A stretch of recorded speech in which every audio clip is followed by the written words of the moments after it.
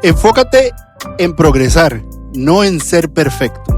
El crecimiento está en la mejora constante, no en la perfección absoluta. Esto es Influencia e Impacto. ¿Cómo están, amigos? Bienvenidos a Influencia e Impacto. Soy Charlie y hoy estoy con Alejandro Mendoza. Ale, ¿cómo estás? Amigo querido, teníamos meses que no nos veíamos y queriendo hacer algo juntos aquí en el podcast. ¿Verdad que sí? No, sí. Pero siempre es bueno la espera cuando la dicha es buena. Órale, ya me sentí piropeado. Mira, si no conoces a Alejandro y reconoces la voz, probablemente lo reconoces como el host del Maxwell Leadership Podcast en español y también director de certificación de Maxwell en español. Así es. Ale, súper felices, la verdad, por estar aquí. Y hoy tenemos un tema, de esos que difícilmente tienen una respuesta definitiva. De acuerdo. Como cuando decimos ¿qué es primero, el huevo o la gallina? Sí. Como cuando se trata de gente, ¿verdad? Ajá, exactamente. Porque este episodio se trata de gente. Exactamente. Y hoy tenemos un tema en ese talante. O sea, todos los líderes nos hacemos esta pregunta en algún momento de nuestras carreras. O crecemos o mejoramos. Sí, y fíjate que esa combinación de palabras, crecer, mejorar, pues me hace recordar una historia que tú conoces y que seguramente muchos de los que están escuchando nos conocen. Y se trata de un momento, una conversación que se dio en las oficinas centrales de una cadena de restaurantes muy conocida hoy, súper creciente en los últimos años, quizá décadas, en Estados Unidos, que se llama Chick-fil-A. Probablemente ustedes han comido un sándwich de pollo en Chick-fil-A, ¿verdad? Ya me dio hambre.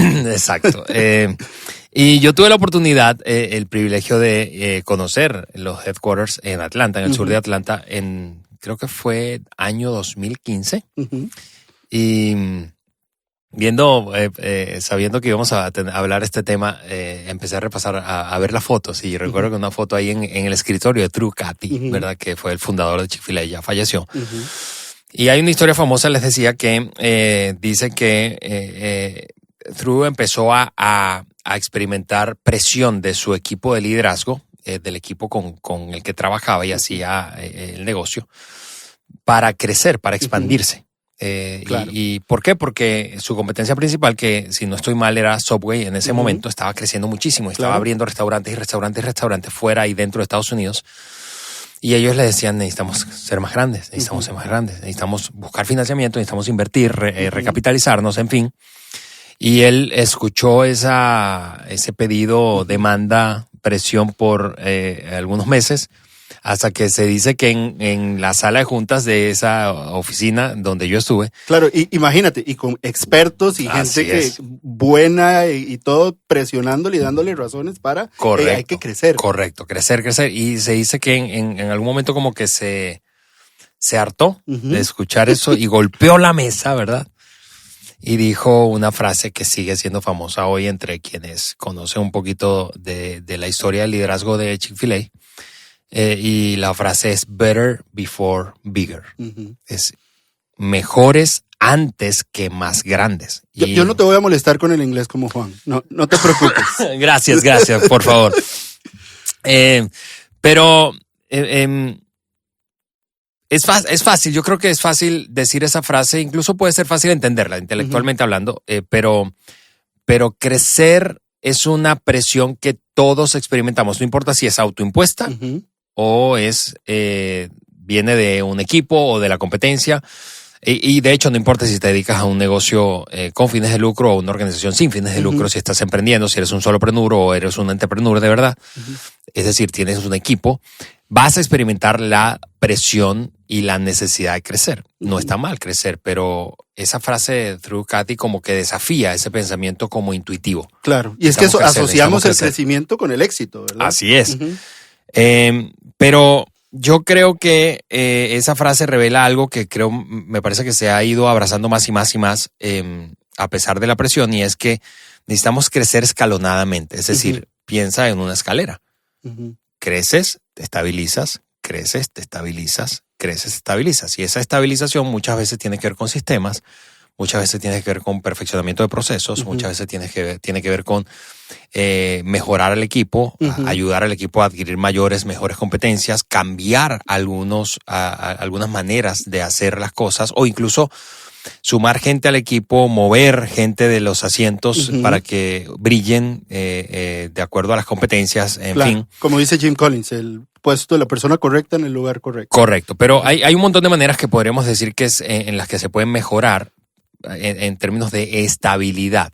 Claro. ¿Por qué? Porque ser mejor, eso es lo que yo he visto en mi experiencia, en mi observación. Eso es lo que yo he visto. Ser mejor te puede y te va a hacer crecer. Okay. Ser mejor te va a hacer crecer. Sin embargo, crecer no necesariamente te va a hacer mejor. Okay. Porque si creces desordenadamente, estamos de acuerdo, seguramente tú y yo, que no vas a ser mejor. Vas a ser probablemente caótico. No voy a decir peor, pero caótico. O en el largo plazo no se va a mantener. Así es. Entonces, por eso es que esa frase de Through Cathy, creo que para líderes especialmente, si tú lideras un equipo, lideras una organización, un departamento, creo que es voy a decirlo así, un mantra a abrazar, ¿verdad? Para no ceder a la tentación. Claro que es más fácil decirlo y enseñarlo que vivirlo, ¿verdad? Claro. Pero tú y yo hemos liderado equipos por años, Charlie, tanto en el mundo del emprendimiento social o el mundo non-profit, como en el mundo for-profit. Y la presión es real, la presión para crecer es real. La presión para crecer muchas veces está impulsada por el temor. El temor de quedarte atrás. Claro. El temor de que pues te vuelvas obsoleto, el temor de que tus competidores te rebasen o tus clientes o a quien sirves prefiera a otro. Pero las decisiones impulsadas por temor no van a guiarte al lugar donde quieres llegar realmente. Claro. O sea, vas a volverte una persona probablemente compulsiva o vas a volver a tu equipo un equipo compulsivo, ¿verdad? Aquel está haciendo algo, vamos a hacer algo. Tú sabes, es una especie de FOMO, claro, ¿verdad? Sí. No me quiero perder nada, no me quiero quedar atrás. Y eso es por lo que digo que abrazar este mantra creo que es una brújula. Ya. No, me parece, primero la experiencia esa de la que hablas, esa historia, la verdad es que es súper interesante, pero a ver, en mi país decimos en 2 platos. ¿Cómo logras eso? ¿Cómo logras eso? Mejorar antes de crecer. ¿Cómo dirías tú en la práctica que podemos hacer eso? Mira, yo creo que conversando mucho. Yo creo, y cuando digo eso, hablando con tu equipo, la conversación frecuente de temas importantes, ¿verdad? Y que caen en este terreno de, ok, vamos a crecer o debemos mejorar. Ahora es un momento para dar un paso hacia el frente o para perfeccionar, ajustar. Yo creo que la conversación trae claridad.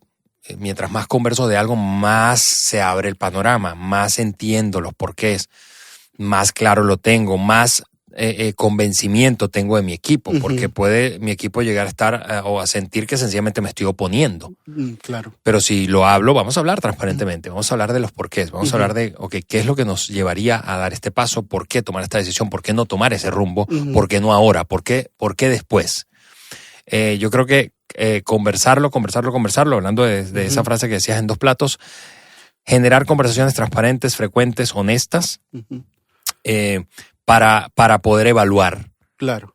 Entonces, primero, crear conversaciones para buscar claridad. Sí, de acuerdo. Ok, porque, y esto es una frase que me encanta de Andy Stanley, que es, después de la certeza, porque muchas veces perseguimos la certeza, ¿verdad?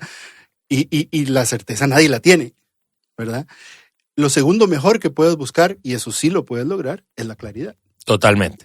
Totalmente. Entonces dices claridad para poder evaluar. Para poder evaluar. Sí, porque tú puedes lanzarte a evaluar, pero sin hablar bien y construir esa claridad, puede que te pongas a evaluar cosas que no son relevantes. Claro. No son útiles, no son oportunas. O vas a evaluar con sesgo o vas a evaluar parcialmente. Y la conversación de claridad o que trae claridad te permite evaluar lo que debes evaluar realmente. Así que claridad y evaluación, tomando un poco de manera resumida como tú lo sintetizaste, yo creo que esa es la ruta. Wow, ok. Y es interesante eso que dices, porque la evaluación no puede ser complaciente, ¿verdad?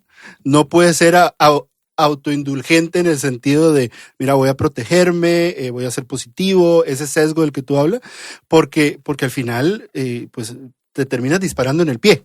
Así ¿verdad? es. Y Ale, tú has liderado equipos, departamentos, organizaciones y has vivido desde diferentes trincheras. Todo esto del crecimiento y la mejora. Cuéntanos un poco, algún ejemplo de algo que hayas vivido. Definitivamente, y repito, es mucho más fácil enseñarlo aquí en el micrófono que vivirlo, ¿verdad? Pero sí, como dices, he tenido el privilegio de liderar distintos equipos, tanto como en niveles de liderazgo medio, intermedio, como a nivel de liderazgo ejecutivo, ¿verdad? Y sí, yo creo que, hablando de claridad y evaluación, yo creo que no se puede crear una cultura de mejora, Charlie, si no se normaliza el feedback. Hablando de evaluación o del feedback como una forma de evaluación, porque claro, hay evaluación formal, ¿verdad? Tú puedes evaluar formalmente un proceso, un programa, claro, un producto, un servicio, un departamento, una persona. Y pero, hacerlo una vez al año, nada más. Sí, pero yo más bien hablando del ejemplo, creo que el feedback recurrente, normalizado, ¿sí?, es lo que te permite crear una cultura de evaluación y mejora. No se puede mejorar sin evaluar. Todos creo que hemos escuchado en alguna versión de esta frase: lo que no se evalúa no mejora, y lo que no mejora eventualmente empeora, ¿verdad? Todos hemos visto eso. Hemos visto un negocio decaer, una iglesia decaer, una familia decaer, una vida, la salud de una persona decaer. Claro. Sencillamente porque no se evaluó y después de evaluar no se mejoró. Y por lo tanto empeoró. Pero no es posible crear, insisto, una cultura de mejora continua si no se normaliza el feedback. Así que aquí está el ejemplo que me pedías. Yo creo que es feedback recurrente. Y hablo de... Y sin miedo. Sin porque miedo. Tenemos miedo al feedback. De acuerdo, es incómodo. Yo creo que, no sé, quizá habrá alguna excepción, pero creo que todos sentimos básicamente o esencialmente lo mismo cuando se trata de feedback. Es una conversación incómoda. Es incómodo que alguien te mire a los ojos y te diga, ¿sabes qué? Eso no está bien. Eso que hiciste fue una mala decisión, o eso que hiciste fue arriesgado, o eso que hiciste perjudicó a otros, o eso que hiciste fue o esa actitud no estuvo bien. O esa decisión realmente no es la que debemos tomar en el futuro. Es incómodo. En una palabra, el feedback es incómodo, pero es necesario. Alguien me dijo hace muchos años, un amigo psicólogo, que las mejores relaciones, hablando de feedback, las mejores relaciones son aquellas en las que se tienen muchas buenas conversaciones. Y las buenas conversaciones no siempre son cómodas. ¿Estás de acuerdo, verdad? Así es, sí. Yo sé que tú pensaste en tu esposa y yo también en la mía, ¿verdad? ¿Cuántas veces hemos tenido una conversación incómoda con nuestros cónyuges? Pero son necesarias. Claro. Han sido necesarias. O con un líder que te mira a los ojos, un colega o alguien que se atrevió a decirte, ¿sabes qué?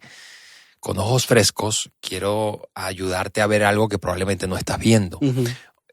Claro, insisto que como es incómodo hay que tener piel gruesa para el feedback, para recibir feedback. Hay que tener un compromiso de cambio porque pues nada hago si sencillamente recibo feedback pero no hago nada con eso. Entonces, regresando a lo que me decías de un ejemplo, bueno, he aprendido a dar feedback continuo. Y cuando digo eso hablo de consistencia, porque la cultura de una organización, no importa el tamaño y a qué se dedique esa organización, está determinada por aquello que permitimos, no por lo que decimos que es importante o es nuestra cultura, por lo que permito. Si yo veo algo en alguien de mi equipo y que no se alinea a la cultura o a las expectativas o a lo que estamos persiguiendo y no lo hablo. Y lo dejas pasar. Entonces eso se convierte en algo recurrente y cultural. Claro. Y por otra parte, si lo digo algunas veces y otras no, entonces no soy consistente, no le doy el volumen de importancia que requiere. Claro. Entonces, he aprendido, evidentemente, insisto, es más fácil enseñarlo que decirlo, no siempre lo hago bien, pero he aprendido a dar feedback constantemente. o consistentemente a mi equipo. Por ejemplo, ayer tuve una conversación con una persona de mi equipo a la que le había pedido a hacer algo o prestar atención a algo en su área. Ella lidera a un equipo a su vez. Y es la segunda vez que tenemos la conversación. Entonces,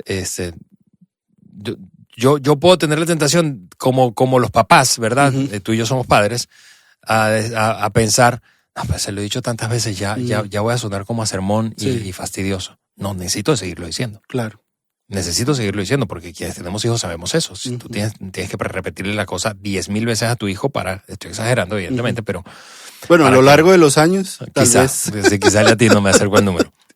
Pero, de nuevo, feedback normalizado, constante, recurrente, ¿verdad? Aunque sea incómodo. Ese para mí es el ejemplo en 2 platos para poder crear una cultura de evaluación y por lo tanto de mejora. Mejoramos y luego crecemos. Okay. Mira, y al final todo inicia con la clarificación, ¿verdad? Decimos, aunque yo sé que está mal traducido, clarificamos el ganar, la meta, sí. Cómo anotamos. Y al final es tener claridad cómo saber que vamos ganando. O sea, pero al final evaluamos para saber si vamos avanzando. Pero, ¿cómo haces eso? Sí, yo creo que hay una variedad de respuestas en mi mente para eso, porque ahora mismo, por ejemplo, estoy ayudando a un cliente a modo de consultor a diseñar qué es eso que debe medir. Los famosos KPIs o Key Performance Indicators, ¿verdad? O las métricas. Ese tablero, ¿verdad? Ese scoreboard que me dice si voy ganando o no voy ganando, en dónde debo hacer ajustes, en dónde hay una tendencia a la que debo prestar atención, etcétera, etcétera, etcétera. Creo que necesitamos aprender a definir qué debe medirse. Hay demasiadas cosas que puedes medir en un equipo, en una organización. Hay demasiadas cosas. Algunas de esas son muy útiles, otras no tanto. No solo es aprender a identificar qué medir, sino con qué frecuencia medirlo. Hay cosas que se deben medir con más o menos frecuencia. Y eso es un arte. Honestamente creo que el asunto de identificar qué cosas medir es un arte. Yo le diría a quienes nos están escuchando, si tú lideras una organización y estás batallando con eso y sientes que como que no le terminas de atinar, dar en el clavo a la medición, a qué medir, bienvenido al club de liderar equipos y organizaciones. Es un desafío. No estás solo. Sin embargo, tienes que encontrarlo. Ese como sweet spot, ¿verdad? Es ese lugar o espacio, recurrencia, temas a medir. Y si requieres acompañamiento, ayuda, busca a un coach, un mentor, a alguien que te ayude, una organización que te ayude. Si tú lideras una iglesia, necesitas medir. O sea, aunque pueda ser lo más ambiguo y etéreo y espiritual que puedas imaginarte, tienes que medir, porque si no, no sabes si vas ganando. Y no puedes hacer ajustes. Igual cualquier organización. Pero además de eso, lo que yo diría, hablando de esa frase que usaste de clarificar el ganar, es construirlo juntos. O sea, creo que los líderes autocráticos o las organizaciones lideradas por líderes autocráticos que alcanzan grandes resultados son una especie en extinción. Y sencillamente digo eso porque las nuevas generaciones no van a tolerar mucho tiempo eso. Claro. Lo menos peor que le puede pasar a una organización liderada por un autócrata, ¿verdad? Es que empiece a perder el talento más joven. Eso es lo menos peor. Y digo lo menos peor en el corto plazo. A largo plazo, eso es la extinción de esa empresa. Claro. Entonces, a ver, tú estás hablando de que el ganar se clarifica mejor en grupo. Definitivamente. En equipo, ¿verdad? Y al tener claros todos, no solamente cuál es el ganar, sino la interpretación de qué es lo que cuando estamos ganando, la evaluación va a permitir, la evaluación de ese ganar, es lo que nos va a permitir entender si vamos avanzando. Así es. Feedback continuo, te decía, consistente, feedback en privado. Sí. Es importante eso, ¿verdad? No avergüences a nadie. Si tú eres un líder que va a dar feedback, no avergüences a nadie en público. Feedback no emocional, diría yo. No le metas una carga emocional al feedback porque ya es bastante complicado como para que la persona sienta que estás ensañado o ensañada contra él o ella. Y feedback respecto a comportamientos. Los comportamientos siempre afectan los resultados. Sí, claro que es evidente cuando un número no se alcanza, una métrica no se alcanza, pero el comportamiento no siempre se evalúa y el comportamiento afecta a los resultados. Entonces, yo diría eso, Charlie, aclarar el ganar, como tú dices, clarificar y evaluar a través del feedback consistentemente. Wow, mira, es interesante ahora que hablas de eso porque en una entrevista que le hice a Andy Stanley ahora en octubre, él decía lo siguiente, él decía, son los comportamientos aplicados de manera sistemática los que crean la cultura, ¿verdad? En donde, siguiendo lo que tú nos estás recomendando, es esa evaluación de manera constante, ¿verdad? Lo que va creando esa cultura de una evaluación sin filtro, ¿verdad? De una evaluación donde no es personal, no es que tú estás en contra de mí, sino tenemos un bien común, tenemos claro cuál es el ganar que queremos los dos y vamos hacia eso. Sí, y hay culturas que yo creo, hablando ahora de culturas de país o regiones, hay culturas mucho más propensas y abiertas a esa manera de operar. Hay otras que no, hay otras que son mucho más sensibles. Y tú que nos estás escuchando, tienes que identificar eso. Es decir, yo he cometido el error, ¿verdad? He trabajado cerca por muchos años de norteamericanos. Por una u otra razón, para empresas americanas, en fin. Y yo he cometido el error de pasar por alto la idiosincrasia muchas veces de algunos de América Latina, pero de algunos países latinoamericanos. Hablando de esto. Y como decimos en México, eso me ha dado en la torre. ¿Por qué? Porque hay culturas. Tú vienes de un país extraordinariamente respetuoso. De los más respetuosos y gentiles, cordiales que yo conozco en América Latina. Cuando tú le das las gracias a un tico como tú, él no te va a decir de nada como un caribeño. Él te va a decir con mucho gusto o con muchísimo gusto. ¿Sí o no? Sí. Entonces, si tú sencillamente vomitas, voy a decirlo de esa forma, sin ninguna conciencia de a quién estás dando feedback a un costarricense, probablemente lo pierdas en la primera conversación. Entonces, y amigos, eso es importantísimo porque los líderes tenemos la responsabilidad principal de establecer la conexión, el puente comunicacional y de conexión con nuestra gente y nuestro equipo. No actúes como que, como la canción de Luis Miguel, ¿verdad? La que quiera que me quiera y la que no me quiera. No, ahí te va y te escupo 4 verdades y mira a ver qué haces con eso porque es tu bronca. No hagas eso porque eso lo que va a hacer es lastimar gente y va a perjudicarte a ti y tu reputación, tu capacidad de influenciar positivamente a la gente. Sé consciente a quién le estás hablando, sé consciente de la idiosincrasia, el trasfondo, porque eso hacen los grandes líderes. Claro. Los grandes líderes no se enfocan en ellos y lo que tienen que decir y demostrar, sino lo que el otro necesita. Eso no quiere decir, insisto, que no des feedback, pero sí con la conciencia de quién está del otro lado. Buenísimo. Ahora bien, quiero hacer una última pregunta y más tratando de ver de qué maneras haces esto. ¿Tienes algún sistema? ¿Tienes algún ritmo de feedback? ¿Tienes algo?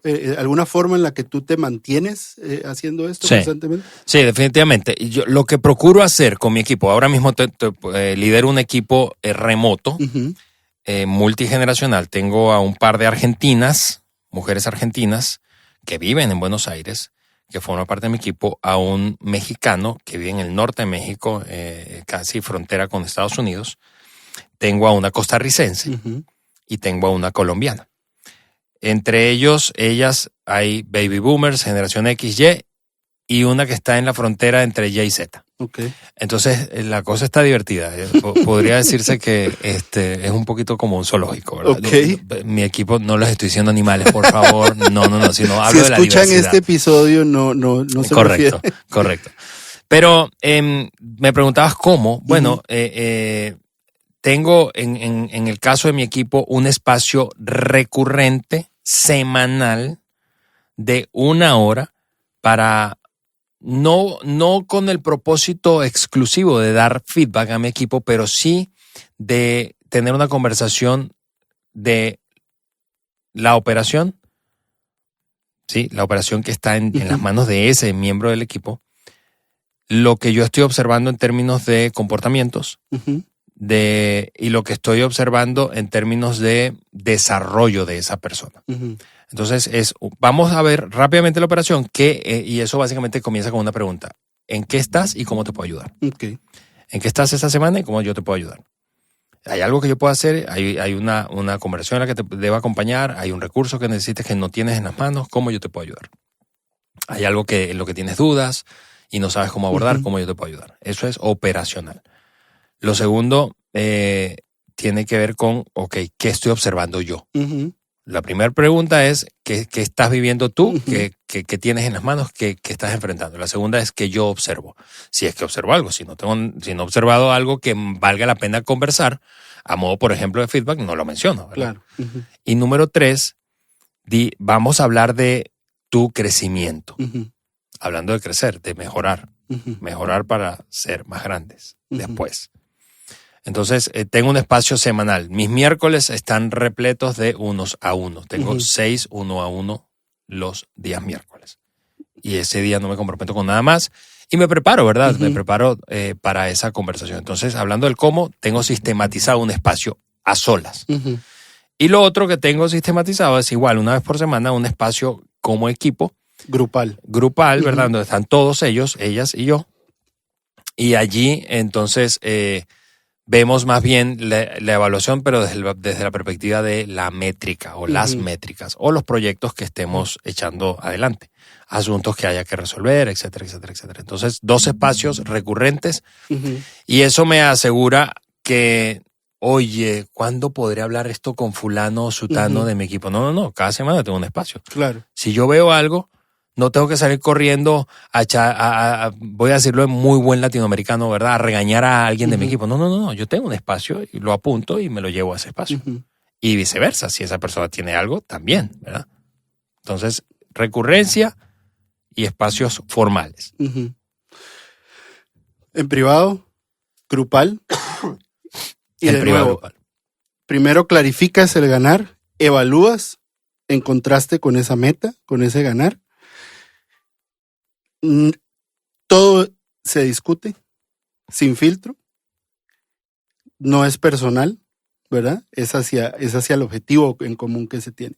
Ale, la verdad es que ha sido una conversación muy rica, la verdad es que podemos sacar muchísimos aprendizajes, muchas prácticas que muchas personas pueden sacar, la verdad es que te agradezco mucho el día de hoy por acompañarnos.